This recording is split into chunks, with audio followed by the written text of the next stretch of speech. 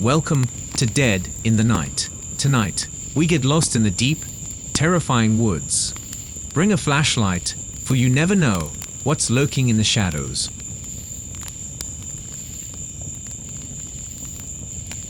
In the mid-80s, I was a college student in the Mountain West. I was not a recreation major, but I made a point of scheduling an outdoor education class every other semester. The classes were a great diversion, and usually resulted in an easy A to pad the grade point average. Consequently, I had squeezed in recreation credits for kayaking, windsurfing, scuba diving, and primitive archery over my college years. I thoroughly enjoyed all of those classes, and I honestly believe they made me a better student overall. In addition, it was always refreshing to step out of the academic grind for a few hours. During one winter semester, I enrolled in a wilderness survival course. The class met once per week and culminated in a practical final exam. The last was a 3-day outing in which the students used the course material while camping and hiking through a section of southeast Utah. The class was about 60 students and about a dozen staff, so we took 2 buses to the drop-off area. The site was hours from our campus, far out on the desert amid the junipers, sagebrush, and creosote bushes. It looked like rangerland to me, and there was ample evidence of stock trails and cowpeas. As we deboarded the buses, the director rallied everyone into a group and gave us our final field instructions. He made a big deal about the experience being a realistic survival experience. To that end, we would have limited food, limited water, and limited equipment. Our success in the venture, and our course grade, would depend on how well we utilized our classroom training in meeting our survival needs. Every student had been told to bring the following: a pocket knife, a rolled wool blanket, 6 feet of cord, a coat, a hat, underwear, 1 shirt, 1 pair of pants, and 1 pair of socks. It wasn't so much a specific survival simulation, as it was just an exercise in making the most of minimal gear one might face in whatever unknown emergency. Following our short meeting, the director and the staff did a contraband search, going so far as to search everyone's bedroll, and even their pants pockets. This all seemed ridiculous and a bit insulting to me. Why would any adult sign up for a wilderness survival experience only sabotage their education by sneaking in matches or snacks? Yet they did. I had to laugh at the number of cigarette lighters that were uncovered. There was also a smattering of gloves and extra socks. But of course, in addition, there are plenty of illicit snacks. One guy even attempted to smuggle a jumbo-sized bag of potato chips. It made an embarrassing crunch when a staffer squeezed his bedroll. After all these years, the memory of the contraband search still astonishes me. We started the trip with a 2-hour hike into the desert. I suppose we were probably about 5 miles from any paved road. Apart from the noises of the group, the only sound was the wind and the occasional bird call. It was arid and scrubby, but still very peaceful and beautiful. The plants were primarily dormant in the winter, but had plenty of life in the desert. Our first camp was in a broad, shallow valley down among a grove of cedars. It had been used before and was a bit of a sacrifice area. Several trees were missing strips of outer bark, and much of the deadfall firewood had already been gathered up from the desert floor. Still, it looked at least as good as any campsite you might see in Yellowstone or Yosemite. A dirt road had allowed the staff to drive a 4-wheel drive support vehicle right into the camp. Our first task was to execute a shelter and bed for the night. In addition, we were required to produce 2 feet of natural fiber cordage and start 1 fire for every team of 4 people. The results were widely mixed. Some teams completed their tasks quickly, while others struggled and even failed. More than one group could not get a fire and ultimately rely on staff help. One team set their camp in the bottom of the arroyo, in the apparent path of past flash floods. Several individuals could not make usable cordage, despite practicing that skill in one of the prior classroom sessions.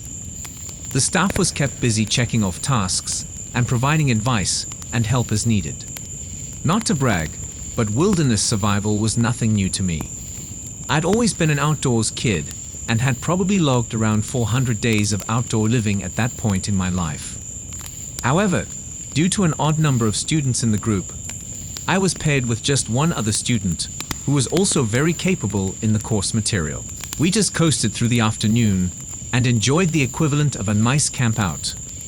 We found a great natural shelter, had a friction fire burning within minutes, and made about 30 feet of excellent cordage of 2 different kinds. There was no dinner that night, and the water was rationed in coffee cans for each group. I'm sure the poor guy was missing his potato chips by then. My partner and I were punished for our competence by tending the safety fire. This meant we were to maintain a fire throughout the night, which could warm up any freezing campers if they got too cold in the night. It was a lot of extra work gathering wood, and it meant we would have to wake several times in the night to tend the coals. Oh well, it was good practice, and it was kind of flattering to be trusted with a staff job. The night was bitter cold, and the wind rose to about 20 miles an hour. Without a flashlight, it was impossible to see any surrounding campers. We felt obligated to keep at least a small open flame so anyone in distress could find the safety fire in the dark. Fortunately, the cow dung made durable coals, and we also managed to find a large stump that burned for several hours. We could see the other students huddling together in their thin blankets in the early morning. Most of them had figured out the benefit of shared body heat. Who knows, maybe a few lasting romances were formed that night. Staff gathered by the safety fire with several large bird cages. They demonstrated how to field dress a chicken without using a knife, and then each group of 4 got a large, live bird. The rationale was that a chicken is much like many ground birds found in nature: turkey, grouse, sage hen, pheasant, etc. It wasn't long before everyone had a pot of boiling birds. Hunger made most of the campers less squeamish about dispatching a living creature. And to be honest, it was all handled respectfully and relatively humanely. Not a drop of broth was wasted, and every liver, gizzard, heart, and even unlaid egg was eaten. After eating, we had another day of hiking. The hike was interspersed with brief testing sessions, in which students were tested on direction finding, water purification, natural containers, etc. We had some great presentations by the staff too. I used several breaks to work on some cedar bark sandals I was making. The camp was on a similar site that night. The difference is the presence of a windmill and a stock watering tank. We had been pretty dry most of the day, and the mossy water was very welcome. More competent campers braved the cold to take spit baths to wash away the dirt and sweat from the long day. That night, the entire group shared sheep as a whole carcass. The staff provided stone blades for several students to cut the tendons and meat. Along with coal-roasted potatoes, everyone ate okay again that night. We have been tasked with parfleche a portion of meat to carry for the day. We did this by roasting the heart and then wrapping it in the bark. We slept better that night, but my partner and I still had to wake several times to tend the safety fire. However, it seemed more manageable the second time. The more competent campers ate a few roasted potatoes they had hoarded from the previous night in the morning. Finally, we all hydrated at the stock tanks and then hit the trail for the final hike. On this day, we entered into the massive sandstone canyons of the federal lands. We climbed a steep canyon wall and walked through miles of sweeping waves of weathered rock. The lower gullies were scattered with moqui marbles, strange, tiny, perfect spheres of iron oxide formed deep in the sedimentary layers. They are sometimes called shaman stones. At midday, we stopped at a point where water ran through a clear stream. We all drank and then gathered for the last meeting. The director informed us that the final leg of the hike was a 5-mile run.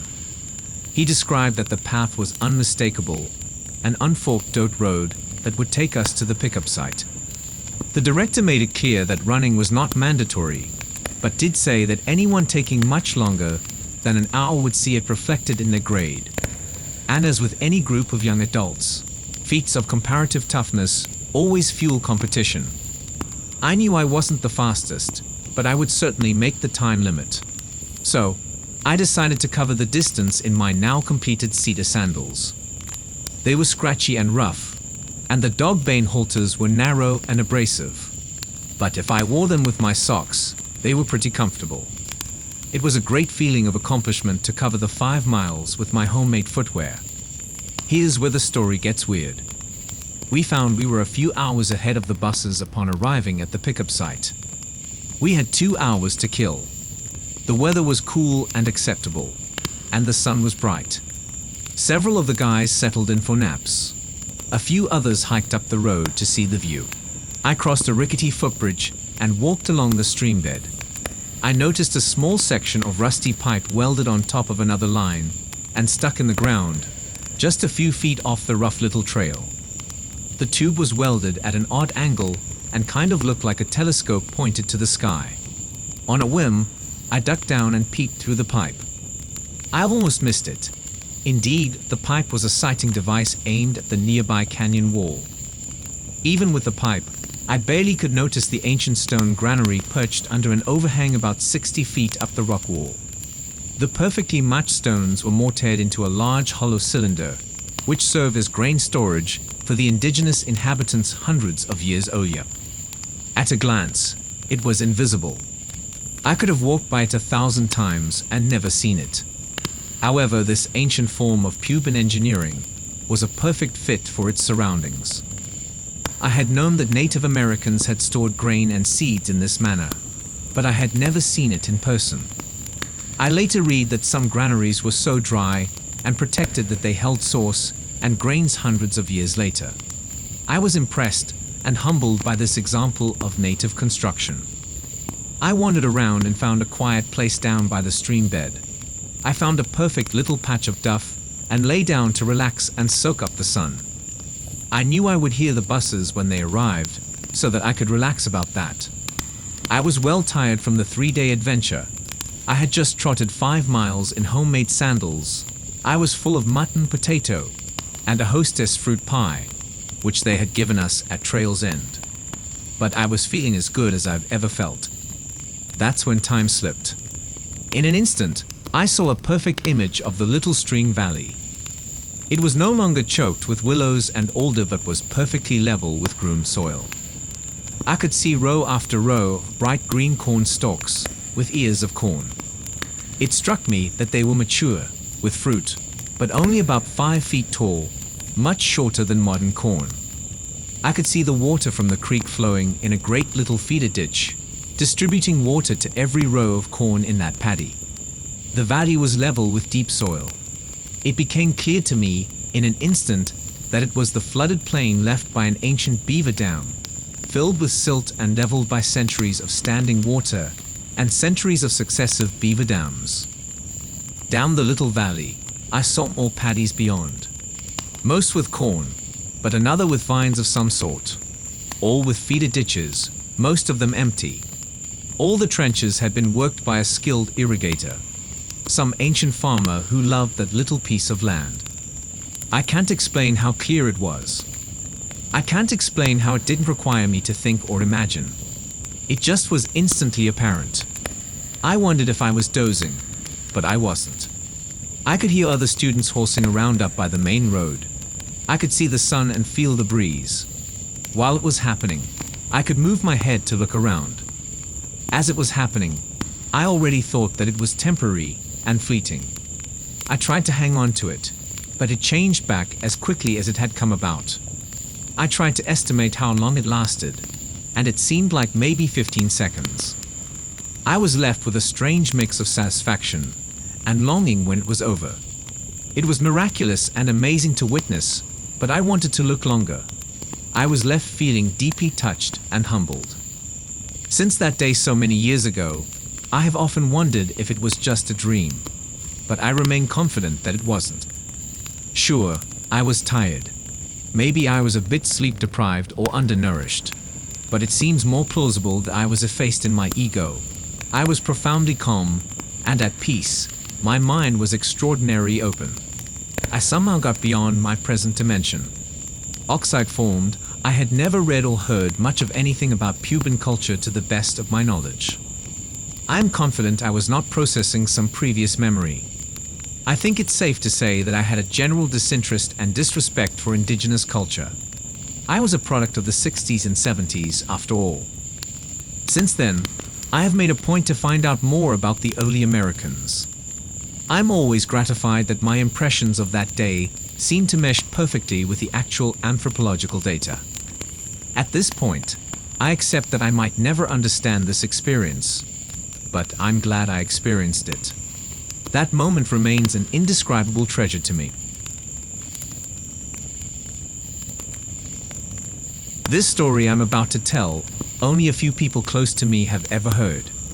However, I never actually explained in detail what happened that night to absolutely anyone. For this story specifically, it is necessary to explain the general area I live in about this event.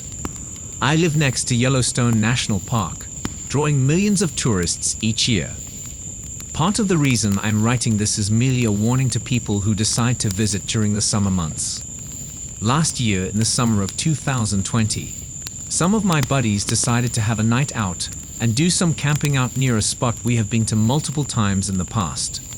After all, this was right after things started to become normal again and lockdowns were lifted. I decided to head up to the camp spot early to ensure my gear was still set up earlier that day. I did this to preserve the site as it's first come, first serve. Therefore, with everything in hand, I left my house right before sunset. We were all supposed to meet up within the hour, so I didn't have any concerns about being by myself. I then began my 30-minute drive up to the location. When I finally arrived, I immediately noticed my tent and everything inside was gone. For some context, I staked the tent down in multiple areas to ensure it stayed for the period I was gone. Inside was my sleeping bag and a few other miscellaneous items I left to keep it weighted down. However, everything, literally everything, disappeared as if it was never there. I looked around, and even the stakes and rocks I placed on the outside were missing. I immediately knew something was wrong, because I did not see any campers on the way up. Also, keep in mind I do not have cell service, as it's a couple of miles back into the wilderness. I then decided to drive back down from where I came to get assistance, get a hold of my friends, and let them know what happened. At least to say, I was not happy with the situation, and knew that whoever took my belongings was still in the area, as it had only been there for an hour or two. However, my friends insisted that I stay and hang out for a few hours as it took weeks of planning. So once I made sure everyone arrived, I then decided to go around the area in search of any sign of footprints or indications that maybe these people were close by. As you can guess, I wasn't able to find anything. I eventually played it off and decided to look for it in the morning and contact the Forest Service to report it missing. I also didn't want to ruin the party for everyone and decided to stay. In hindsight, this was by far one of the worst decisions I could have ever made. As the night went on, everything seemed fine, so I thought. Around 1 or 2 in the morning, most of my friends decided to call it a night. I ended up sleeping in my truck. This was perhaps one of the better decisions that I made this night, that along with always making sure to bring my bear spray and sidearm for protection from unexpected guests. I eventually fell asleep. However, it's important to note that I was still a bit on edge as only a couple of hours before all of my belongings were taken. I decided to leave my window rolled down a bit in case I heard anything creep upon us in the middle of the night. After about 2 hours of falling asleep, my worst nightmare came true. At first, I just heard something moving around outside of our camp. This was enough noise to wake me up, and I immediately froze and didn't move whatsoever. Therefore, this was partly because I knew whatever was making the noise was large, not just a raccoon or any smaller creature. I then was paralyzed, just listening intently to whatever was happening outside of our camp. My first thought was that it was a bear. We also had sightings recently in the area. At one point, I swear it could have only been maybe 20 to 30 yards away. Also, another critical point I noticed was that there were absolutely no other noises. Usually, there were here grasshoppers or birds, but it was complete and utter silence. Now in a wilderness, that's never a good sign. It means there's a large predator or something of the like in the area. Meanwhile, it's pitch black outside, and our fire had utterly gone out. After about 15 minutes of not hearing anything, I decided I just needed to stop being paranoid. But just as I was about to fall back asleep, I saw something to the right of our campsite. It was just a few yards away from our fire pit, and probably about 20 yards from me. To my absolute horror, it was a person. I immediately freaked. This was no average person either. Let alone the fact that it's 3 or 4 in the morning, and you in someone's campsite. This person was wearing what I made out to be some mask. I got a perfect look at whoever it was, and it was a deer skull on their face. They were wearing a black robe, and that's about all I noticed. I sure didn't want to leave my truck and confront this person, so I did what I thought was best. I turned my truck on and began honking the horn until all of my friends were awake. I rolled down the window and told them we needed to get out of here immediately. After seeing what I saw, then did precisely that. Meanwhile, this person hasn't moved, mind you. Just as I thought it was terrible, the situation got even worse. More of these figures began appearing in front of us through the trees, wearing the same outfits as mentioned earlier, but with multiple different masks.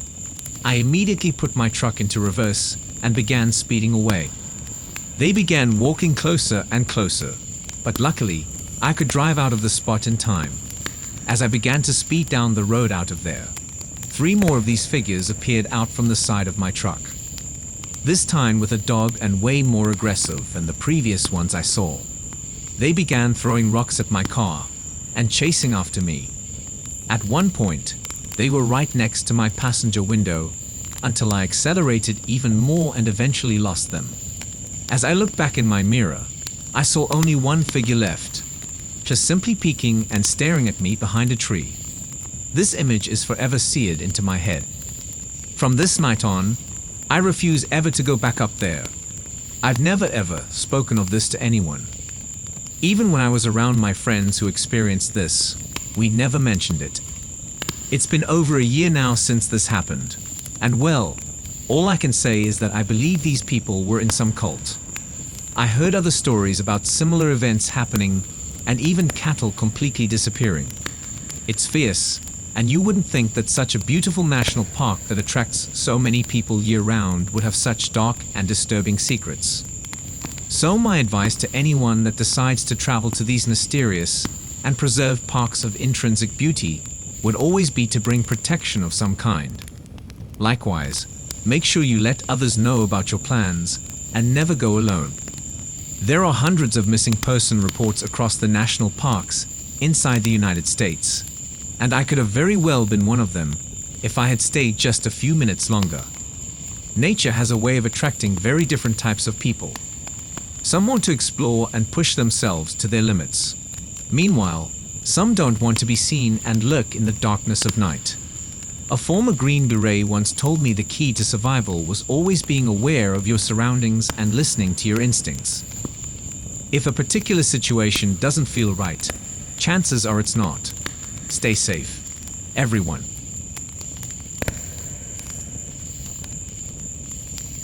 This happened 3 years ago. We decided to have a team-building exercise, and everyone agreed to go camping. The place where we need to camp is a vast clearing, and to reach it, we need to walk through a forest.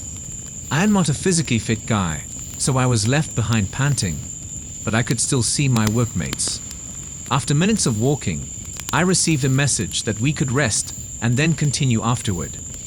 At this point, I can't see them anymore, but I'm confident that I can easily follow them because the trail is visible, even though the vegetation is quite lush. I just continued walking instead of resting, since I'd wanted to catch up. A few minutes had passed, but I didn't manage to catch up or even see them. I also feel like something is a bit off. I received another message from them that they are now moving. According to the person who suggested the place, It will take around 30 minutes of walking to reach it. I had walked for more than half an hour already. I noticed that the trees I passed minutes before were the same as those I'm passing right now.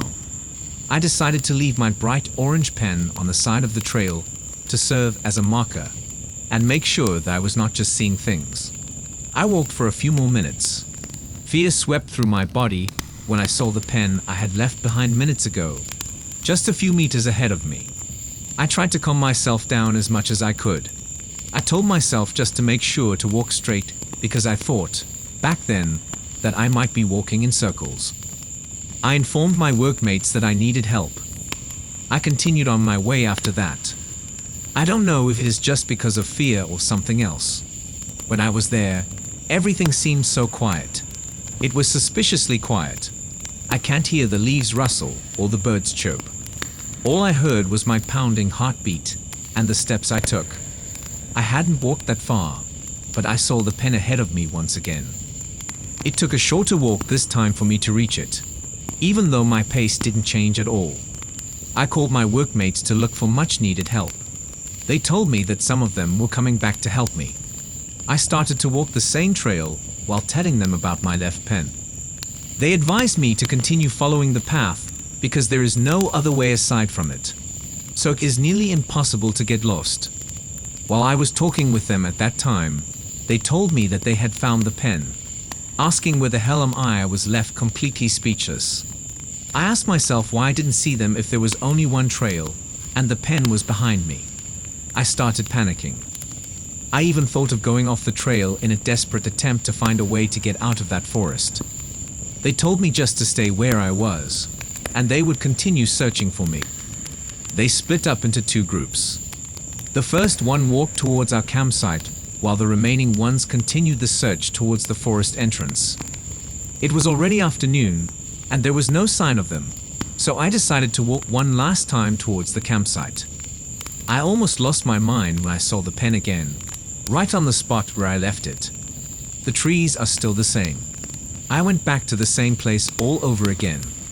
I just gave up at that point, and I decided to go back to the forest entrance, where there was a cabin nearby where I could spend the night. I can't handle my fear and sheer exhaustion anymore. I don't know why the pen is still there if my workmates found it already. I am also too afraid to pick up. After around 15 minutes of walking, I heard people calling my name. I rushed towards the sound. Finally, I managed to find my workmates. What I still can't understand to this day is that they are the ones who went back to the entrance of the forest while searching for me. They told me that they were heading towards the camp, which means they should have passed and met me on their way to the entrance. Crippling fear sent shivers through my spine. I tried to be as calm as possible. They took my bag and assisted me towards the camping site. The whole time, I kept my eyes on the trail. I recognized the trees, but the pen was not there anymore. I asked them about the pen they had found, and they gave it to me. I can't explain why I saw it once again back then.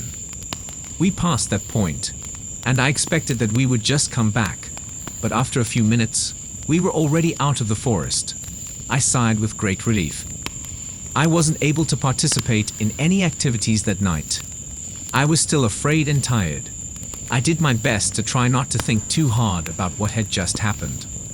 I woke up in the middle of the night because I needed to pee. With my own two eyes, I saw a humanoid figure with unnaturally long arms walking outside, and its shadow was cast on the side of the tent by the bright full moon. I counted everyone inside. There were 10 of us. No one was outside. I never dared to wake someone up, with the fear that might get the being's attention. I also don't dare to take a look to find out what it is. It just went away after some time. I didn't manage to go back to sleep anymore. I just kept everything to myself, thinking that no one would believe me.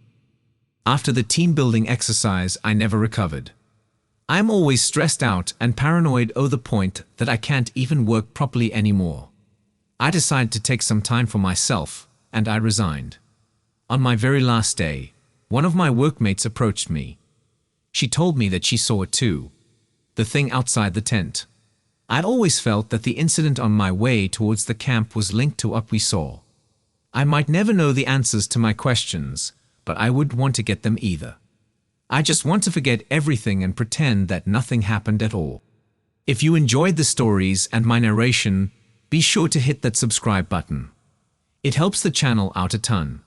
Also, don't forget to like, comment, and keep your eyes out for unadulterated horror narrated by yours truly. Stay scared, everyone.